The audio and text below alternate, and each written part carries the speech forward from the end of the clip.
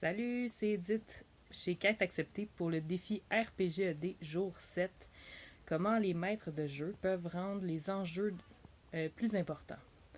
Et je pense que de la même manière que je vous disais aux dernières vidéos que les joueurs doivent s'impliquer et embarquer dans ce qui leur est proposé, je pense que les maîtres de jeu et les animateurs dans les grandeurs nature doivent aussi s'impliquer puis s'intéresser à leurs joueurs, à ce qu'ils ont envie de faire dans le jeu, à la place qu'ils veulent prendre, à la façon qu'ils peuvent influencer les événements aussi.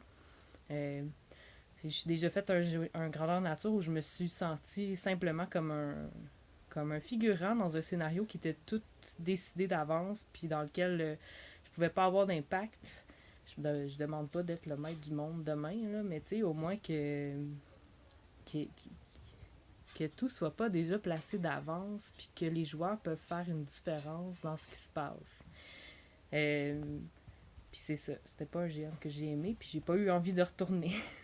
Parce que c'est ça, ça vaut la peine de pouvoir s'impliquer dans les joueurs, puis leur accorder une certaine importance.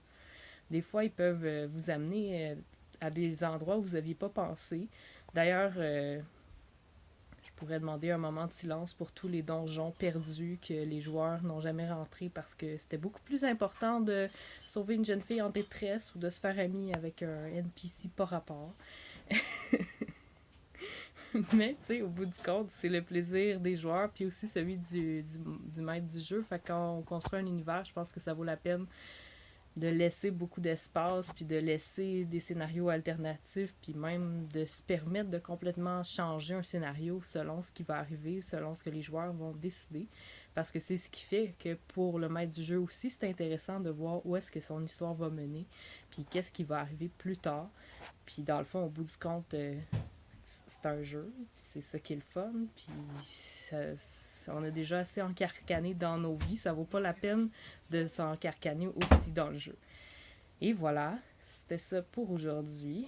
Vous pouvez continuer à suivre mon défi sur YouTube et vous pouvez commencer l'aventure sur quêteacceptée.ca /ma quête. Découvrez la nouvelle quête que je vous propose dans votre vie. Salut!